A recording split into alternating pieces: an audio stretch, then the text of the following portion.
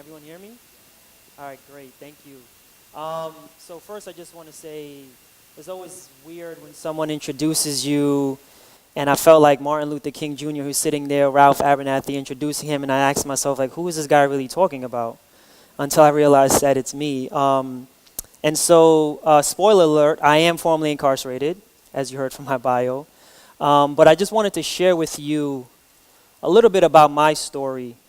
I think it's important that when we hear numbers like 2.4 million men and women and children incarcerated in this country, when we hear statistics like 5% of the world's population, but 25% of the world's incarcerated population, that it's really easy to somehow think of that very abstractly. Although we understand that we're talking about bodies, it's very easy to somehow dehumanize them and put them to the side on some shape, form, or fashion.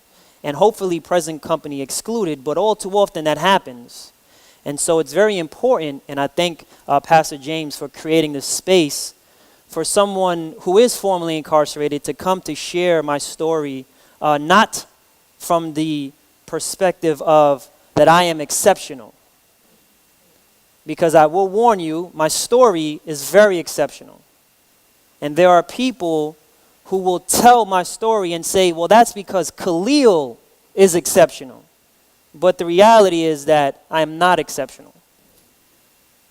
That I am the product of very exceptional opportunities, and opportunities that it is my job, and to some respect your job, to make sure that systems give those opportunities to people, irregardless of how much time they are convicted of, what type of crime they may or may not have committed, because as we all know, surprise, surprise, there are innocent people in jail and prisons. Yes, I know that might be mind-blowing, but it is important for you to wrap your mind around that.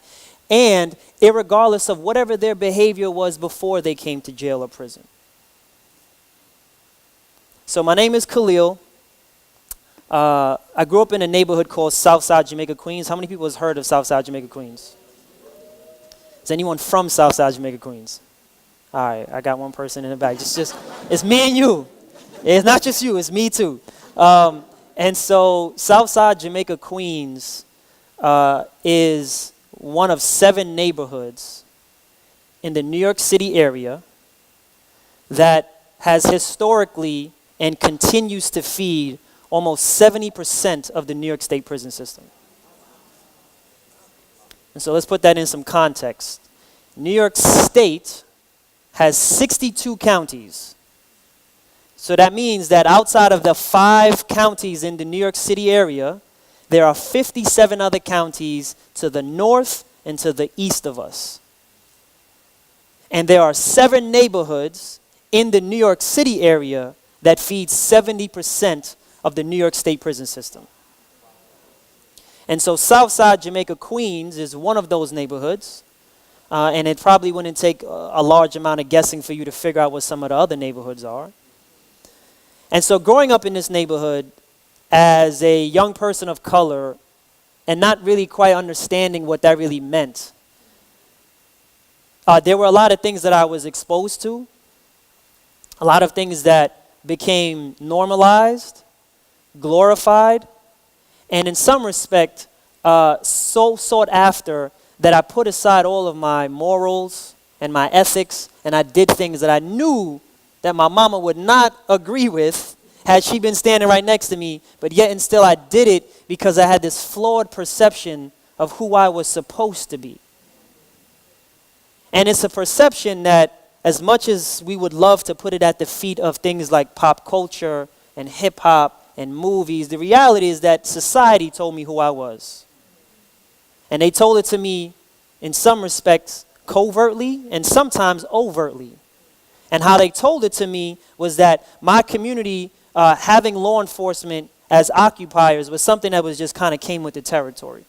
I never remember having an interaction with a police officer that didn't end in either me being questioned, put in handcuffs, roughed up, or just otherwise spoken to as if I was less than. Although these are people that technically lived in my neighborhood, because you couldn't walk down the street without seeing one. And so therefore, just like most occupiers, you don't look at them as a collaborator. You don't look at them as someone that you can actually go and seek help from if, God forbid, I was in an emergency. I remember growing up, one of the first things in terms of crime that I ever saw was when someone stuck a gun in my face and robbed me at gunpoint. And it wasn't for a lot. I had like a little chain on, and I was walking to my aunt's house from my house. And some kids just walked up to me, put a gun in my face, went in my pockets, took off my chain. And it was in that moment, outside of losing property, that I realized just how powerful a gun can be. And in the moment of being a quote-unquote victim, I realized that it was much better to be the perpetrator than it was to be the victim. And so not too long after that was the first time that I bought my first illegal firearm. And it brought me down this path that ultimately led me to believe that I had a long, prosperous, or the opportunity to have a long, prosperous career as a stick-up kid. I believe that a 401k was at the end of that, and health benefits would come with that. I'm just joking for those who may think I'm serious. But I literally believed that I would start with small robberies at gunpoint to ultimately one day robbing a bank and moving to some state and retiring off of whatever money it is that me and my cohorts walked out of a bank with. And so ultimately, committing a series of robberies, both in my neighborhood and out, led me and my childhood friends to commit a robbery of 2 white women on 96th Street and Park Avenue.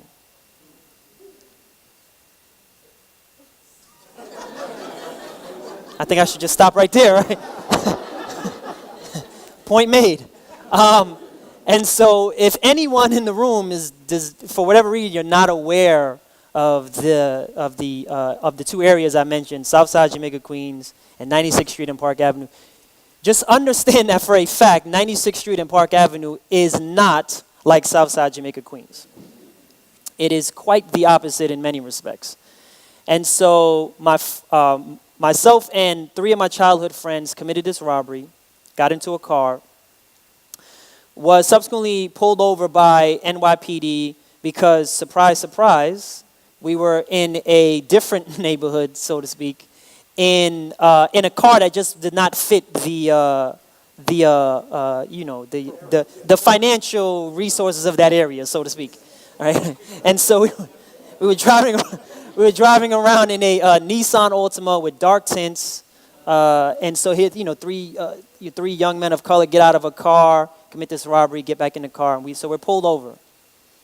And we subsequently get into a high-speed chase that ultimately led to a car accident. And this poor man, he was coming home from a job. He was a lounge singer. And it was about 3 o'clock in the morning, and he was coming across Park Avenue.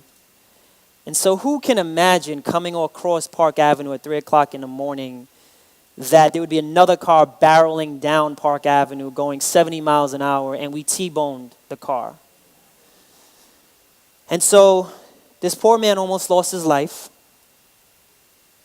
And it led to me and one of my co-defendants being caught at the scene of the crime. And I just remember that in the police precinct, my sense of loyalty and buying into this idea of how much I needed to show my loyalty and how being a gangster meant something, and that how the idea of snitching was just something that was just not going to permeate into who I was. So the police officers asked me, so who were the other 2 guys that were with you? And so I said, well, I don't know. I don't know them. We just got into a car and supposed to go out and hang out, and next we get into this robbery, right? Things just happen. It was an accident. And so the officer says, okay, he probably heard this song and dance probably quite a number of times, and said, okay, well, I get it, but that you really need to rethink what it is that your story is going to be. And, needless to say that in the end, I didn't give any information on my co-defendants. But it wasn't because I somehow loved them unconditionally. It wasn't because I was trying to protect them from something that I had any idea on how devious the system could be. It was because I had bought into this false narrative.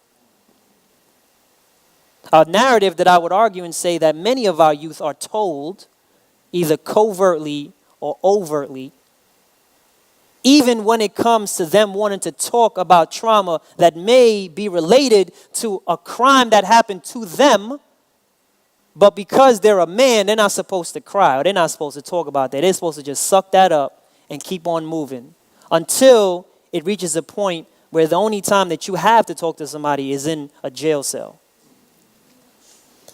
So fast forward, I was ultimately sentenced to an 11-year sentence.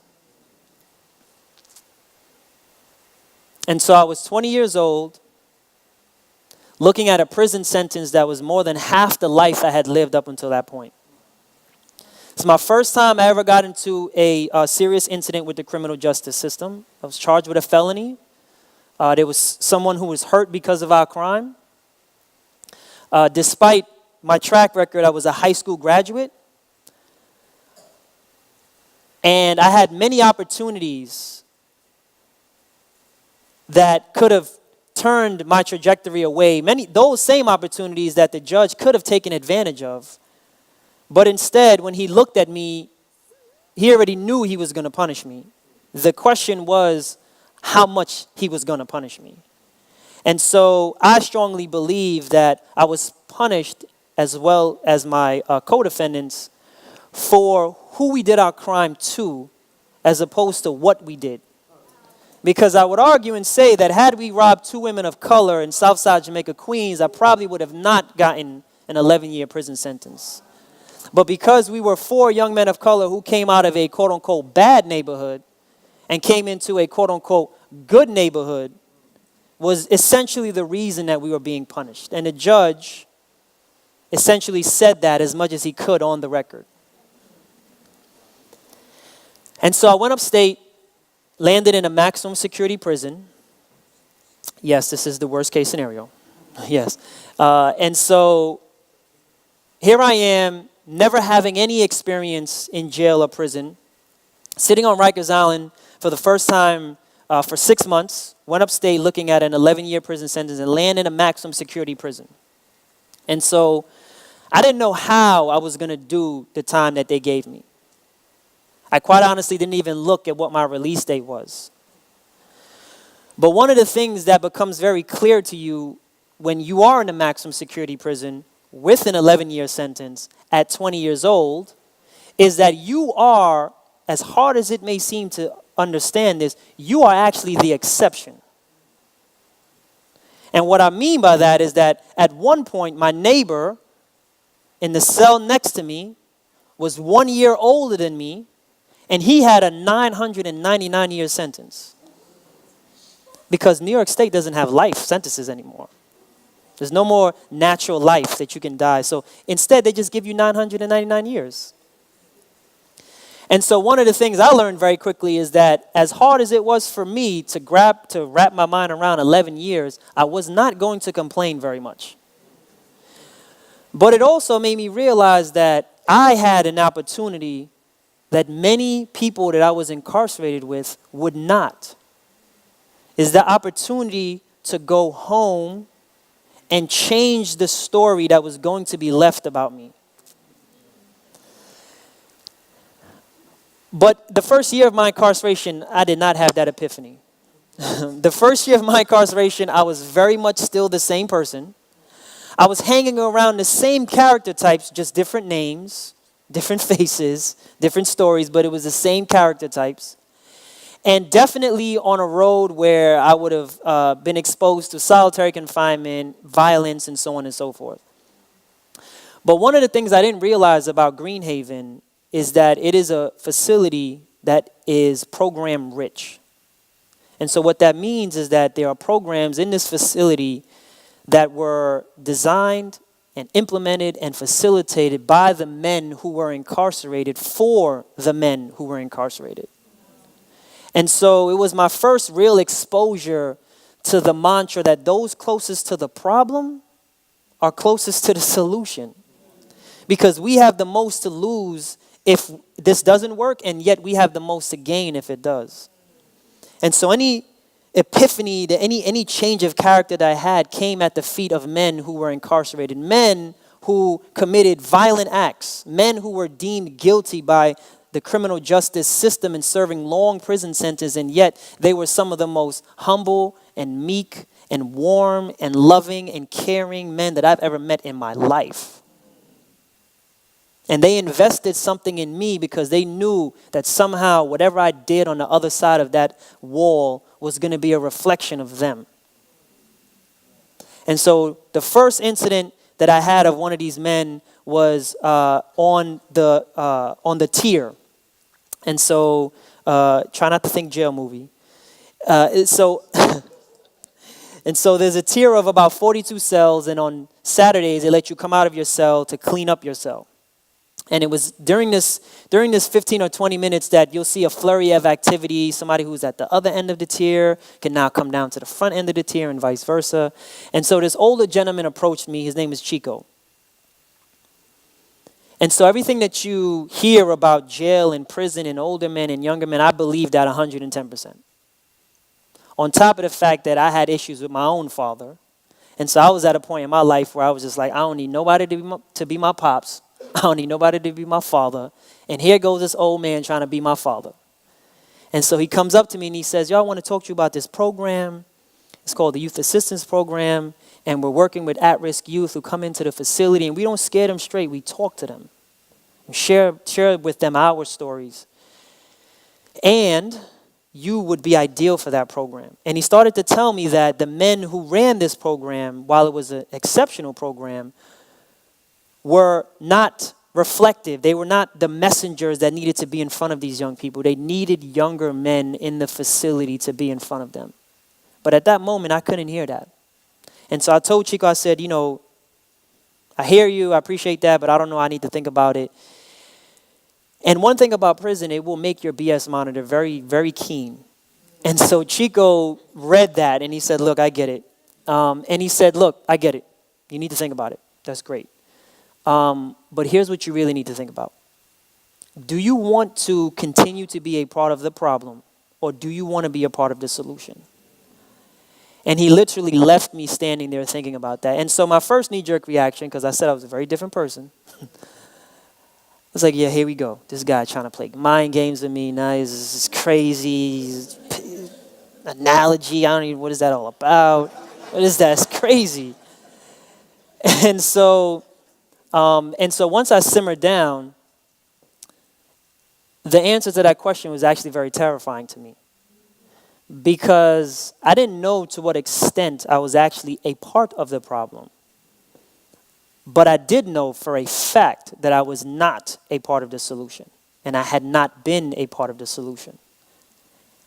And the one person that I thought about that I couldn't give that answer to was my mother. Because my mother is a woman who did everything that she could to raise a man. Despite what society was telling him he had to be. And she loved me to death. And the hardest confession I ever had to make was the night that I told my mother that I actually did commit the crime that I was guilty of. My mother looked me in the face on our couch in our living room and said, I know what these people are telling me that you did. But I need to hear it from you. Did you do this? And I said, yes, Ma, I did. And I just remember the look on her face was one of pure shock. One that I've never seen my mother show. My mother is a Caribbean woman, born in Guyana. And as with most Caribbean women,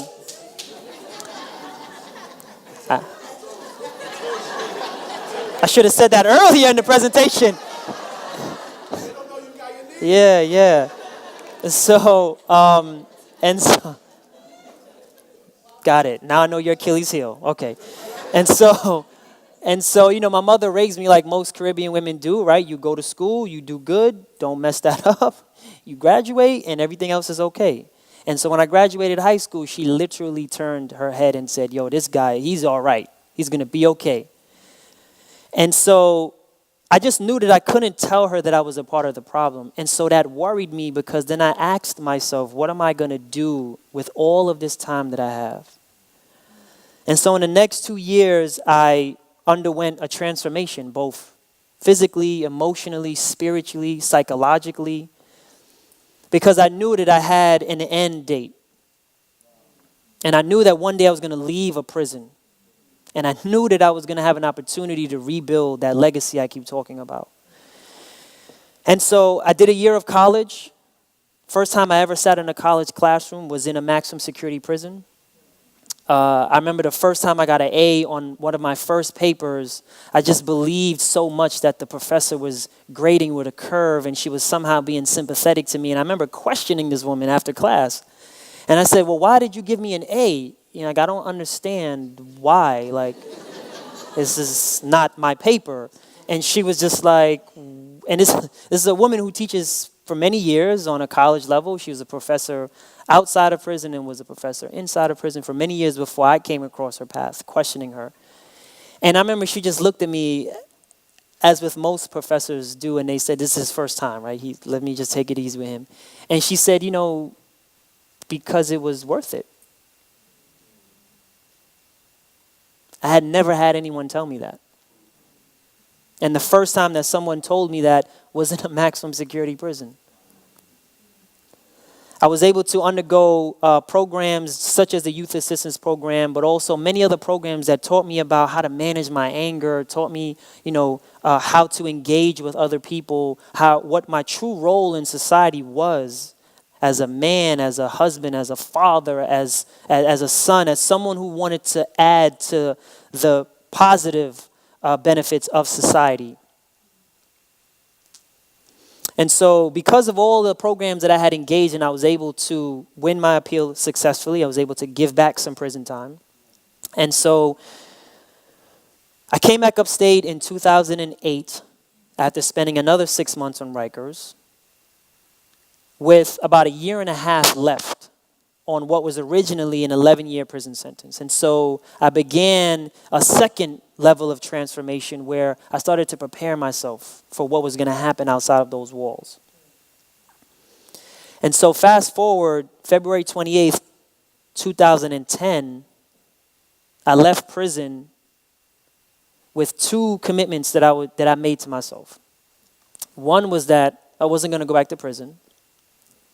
And as cliche as that sounds, like I just knew instinctively, as I knew what my name was and my date of birth and my social security, that I was not going to go back to prison. Because I just knew that the attributes and the contributions that I had to give to society were much better served outside of a maximum security prison. See, I had learned exactly what society should have taught me the first time, that I was valuable and that I was going to be the tea bag, and I was going to change the environment around me no matter where I went, no matter what type of water you put me in. And so I knew that. And then the second thing was that I wanted to rebuild a legacy. And although I'd been talking about that for the previous 6.5 years, now was my time to actually put that plan into action. And more importantly, I wanted that when my children told the story of who their father was, that they were going to be happy to tell that story. And that I wasn't going to hide from them that I was incarcerated. But I wanted them to understand that although you may have made mistakes, it doesn't make you someone that is essentially a mistake. And that although I had committed a robbery, that I wasn't a robber. And although I had a felony, I was not a felon. And so those were the 2 commitments that I made to myself. And then I had very lofty goals. I say that sarcastically. And so my first day out of prison, I wanted to go report to parole.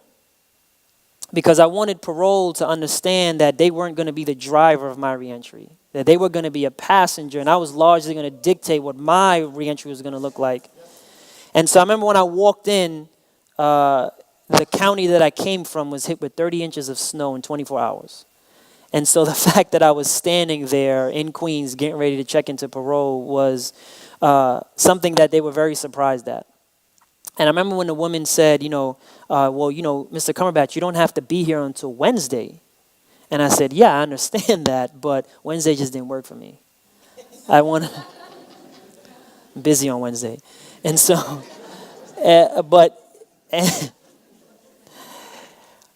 and so that was how I engaged with my reentry. And so when I said things like I wanted to be gainfully employed within the first 90 days of my reentry, I didn't want just any job. I wanted a job. Like, I knew what I wanted to do. I wanted to work with people. And so people around me, including some family members, told me, I don't really know if that's possible, Khalil. I don't know. You have a felony? I don't know. And so when I landed a job on my 89th day of reentry, people started to believe me a little bit. And so when I said that I wanted to be fully enrolled into college by the end of the year, there were some people who said, I don't really know about that. That's kind of fast. There's a lot of things happening. You should just slow down. And so when I was enrolled by the end of the year, they were like, okay, now what does this guy want to do? And I say that, again, to not say that I am exceptional, but to say that I was empowered enough to believe that what people were telling me was the glass ceiling was actually just the floor for me. And so fast forward, I had completed my undergraduate degree. I was very focused, and I completed an undergraduate degree in 2 years. I went right into a graduate program studying social work, and I was 1 week away from a master's degree.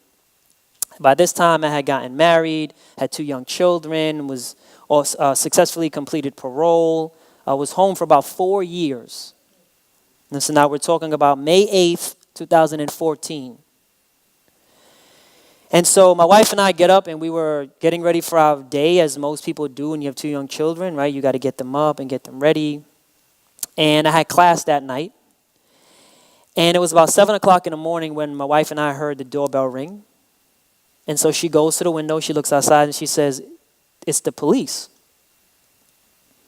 And so now for anyone who has never had criminal justice involvement, for someone who may not know how entrenched into your life the system can be, and for someone who may not actually understand that you never really leave the system, they would have looked outside and said, they obviously have the wrong address, right? It's like, I'm going to just open up the door, tell them who they're looking for. He's not here.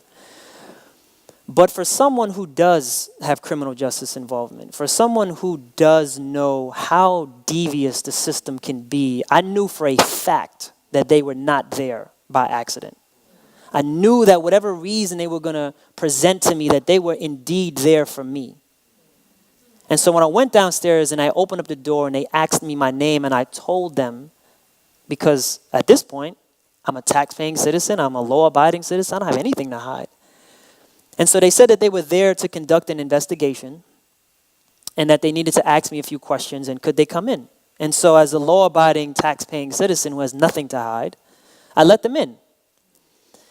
And I had a similar experience about 2.5 years prior when I was living at another residence where there was a robbery that was committed in the neighborhood where I was residing at the time. It was not the neighborhood in which I committed the crime, and it was not the neighborhood that I grew up in, but because I was on parole with a robbery, and there was a robbery that happened in that neighborhood, they came to ask me where I was. And so I figured that this was a similar interaction, and that in 10, 15 minutes, they would be gone. They didn't seem like they were there with an arrest warrant. And so we let them in, and it was in our living room while my wife and I sat on our couch and my 2 daughters were sleeping in their room that they told us the real reason that they were there. That they were there from Immigration Customs Enforcement on behalf of the Department of Homeland Security, and that they were there to arrest me. There's going to be a lot of cheers. Because I was born in Guyana. Nothing that time? Y'all are tricky. And so I migrated here with my mother as a legal permanent resident when I was 4. And so I grew up in America. Right? I grew up in Queens specifically. And I just remember my first question was, well, how much time is this going to take? Because I have class tonight. Like, I can engage with you for a little while, but then I got to be somewhere tonight. And so, coupled with the fact that I was not born here, I was not a naturalized citizen, and I did have a felony conviction, that I was at the top tier of who the administration at the time was targeting for detention and deportation. And so now this was 2014, and this was under the Obama administration. So this is my little tangent. And so I just want to be clear that the deportation machine, that the current person who holds the presidency is not one that he built. And so while it is very easy to throw stones at him for many, many reasons, he didn't build that machine. Like, that machine was created by a Democratic president. It sustained the first Republican president. And then it was brought to a level that has still not been seen by another democratically elected president. And so this ideology of like, well, if we can just get a Democrat in office, then we are okay, especially if he is the first African-American, charismatic, handsome, beautiful family from the Southside of Chicago. Yo, this man is for the people.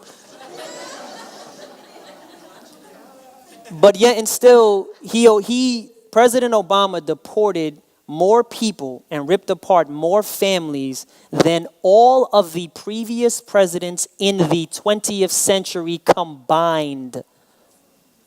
2.5 million people he deported. And so when they came to get me, they had a wealth of experience in doing this. So understand that I was up against an entire system. And the likelihood of me getting out was next to none. And that there were people who, after we were able to get our feet settled, told us that that me getting out of immigration detention couldn't happen. And that it wouldn't happen, and some people outright even told us that it shouldn't happen. But one of the things I was very fortunate for was that in the previous 4 years, all of my friends and colleagues were advocates and activists. And so they just did what you do when you face oppression. You do what you do. You advocate and you organize and you tell my story. And that's exactly what they did. They started to tell my story from the perspective of, here's someone who was convicted of a crime, served his punishment, came home and did everything that you could have asked of him and even more. And now you come 4 years later after releasing him, over a decade after his original conviction, and you want to deport him to a country that he will not be welcomed as a citizen.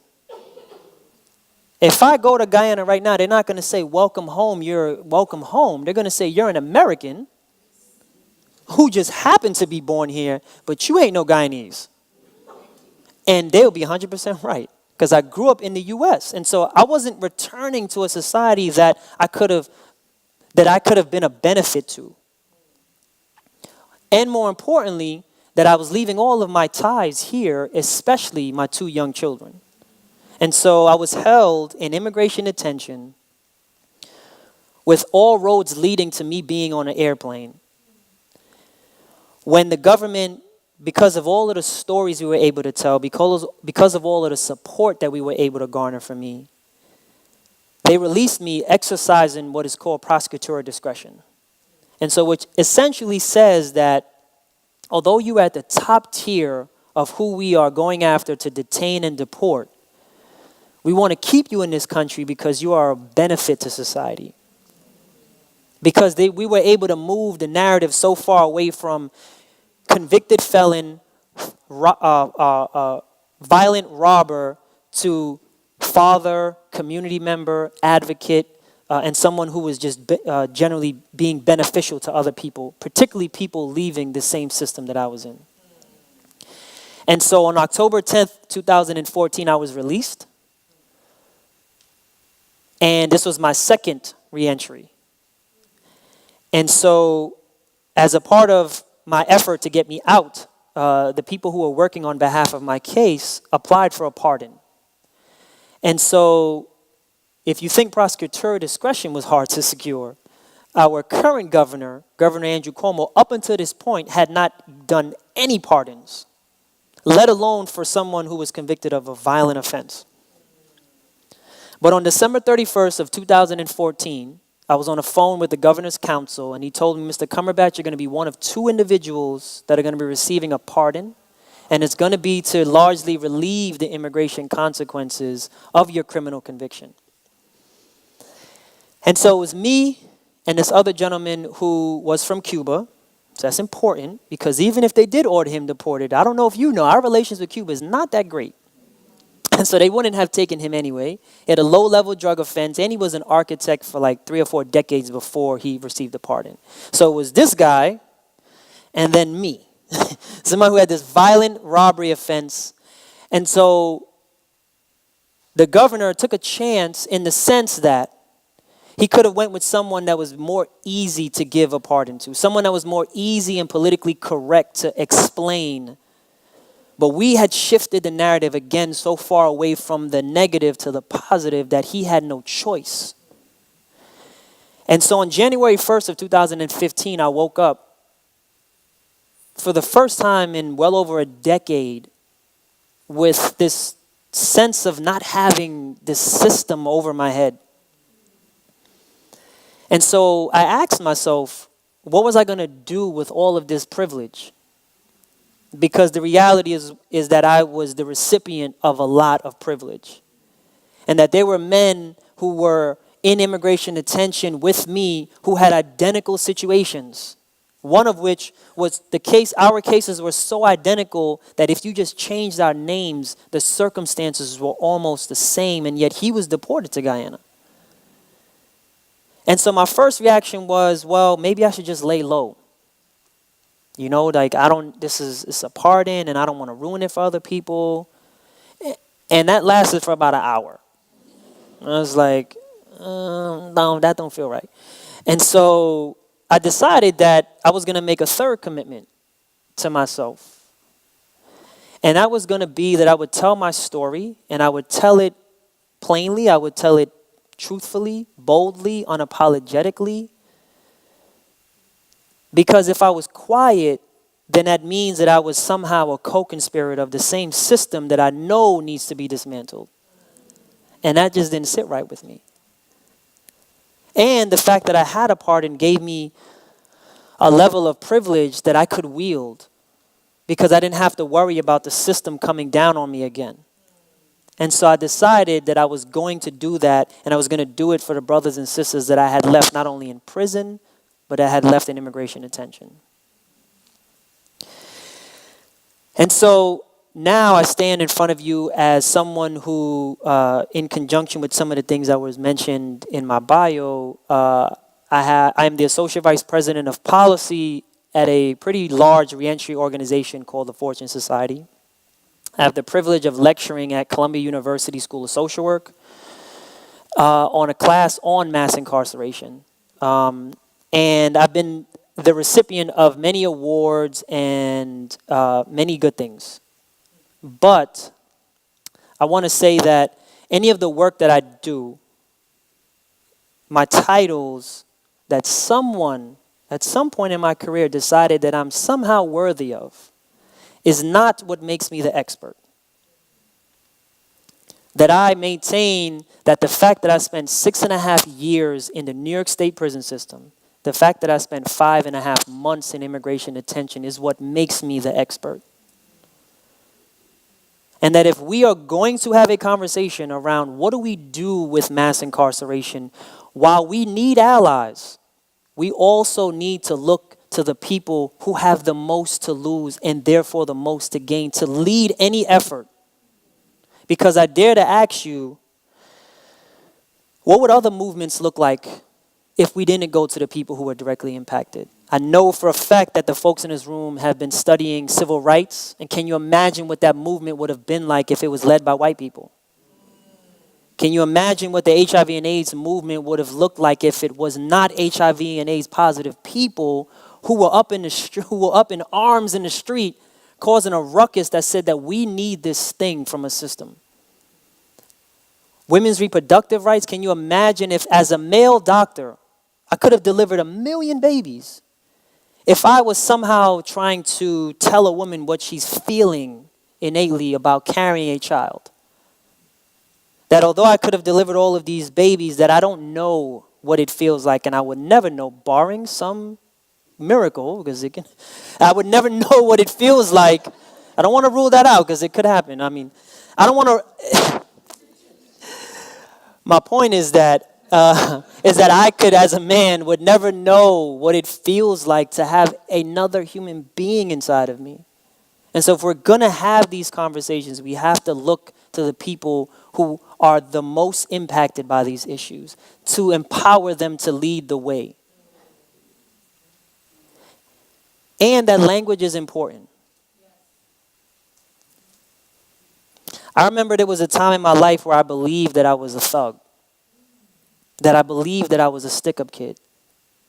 And I believed this so much that it dictated the way that I thought, the way that I interacted with society. If I would see something happening, I would look at it and say, oh, wow, how could a robbery happen here? And it had permeated so much into my psyche that it started to dictate my actions. And so I say that to say that if we're going to have a conversation about mass incarceration, about any system, is that we cannot use the same terms that the system gives us to refer to the people in that system. So we can't use terms like prisoner, or inmate, or convict, or felon, or ex-felon, or ex-con, or anything that dehumanizes the men, women, and children who are in our criminal justice system. Because far too often do we hear people say those terms with all good intentions, and as we all know, the road to hell is paved with good intentions. And so they say it in the best of intentions, but the reality is, how much are we really adding to misconceptions and misperceptions of people who are in the criminal justice system? And so when you refer to people that we will be talking about, you should use humanizing language. Men and women who are incarcerated, children who are incarcerated, women who have been incarcerated, women who have delivered while incarcerated, men who've served time, anything to change the narrative. Because it's not until we change the narrative that then it will become politically correct for politicians to do something. Because if we are waiting for any politician to somehow take or to somehow have a higher penchant for risk, then we are looking at the wrong people. Because historically, politicians, barring a natural disaster, a war or a terrorist event, they do not do things out of the norm. And so we have to change the narrative. And if we change it hard enough, if we veer it away far enough, then it becomes okay for politicians to do something that we want them to do. Because any change that has ever happened has happened because the people wanted it to happen. Irregardless of whoever's in the White House. Because systemic change has always happened on a state level, has always happened on a local level. And so what that means is that as much as we pay attention to who's in the Oval Office, we need to also pay attention to who's in Gracie Mansion, who's in the governor's office, who our U.S. senators are, who our state and local and federal representatives are, and vote. Because as corny as that sounds, as cliche as that sounds, if a vote didn't mean as much as it does, why do you think they would go to all of that trouble to make sure that we don't vote? And if you get a felony in this country, you can't vote ever. There's some states in this country, if you get a felony, you can never vote again, irregardless of however long ago the felony was. Why do you think that is? Especially in a system that we know for a fact is largely populated with black and brown bodies. The last point that I would leave you with before we open it up for Q&A is that we are who we've been waiting for.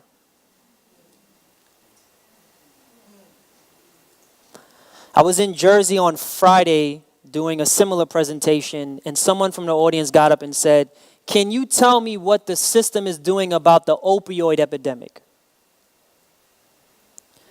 And so, first of all, the opioid epidemic was also known as the heroin crisis, the crack epidemic. And so these are things that are not different, that are not uncommon to us as black and brown folks. But the minute that opioids hit middle America, suburbia, white kids, young white kids, and young white girls to be specifically, all of a sudden there's an opioid crisis, and it's okay for politicians to do something with, right? Remember, they moved the narrative so far away. And so I bring up that example to say that I told him that we are who we've been waiting for. And the question I would ask him, which is the question that I would ask you, is what are you doing to ensure that we are doing enough about any crisis, including that of mass incarceration? Because again, if we're waiting for the next charismatic black from the Southside of Chicago Democratic president to come along and swoop in and save us, then we will be waiting for a very long time. The people have always dictated how things are going to go.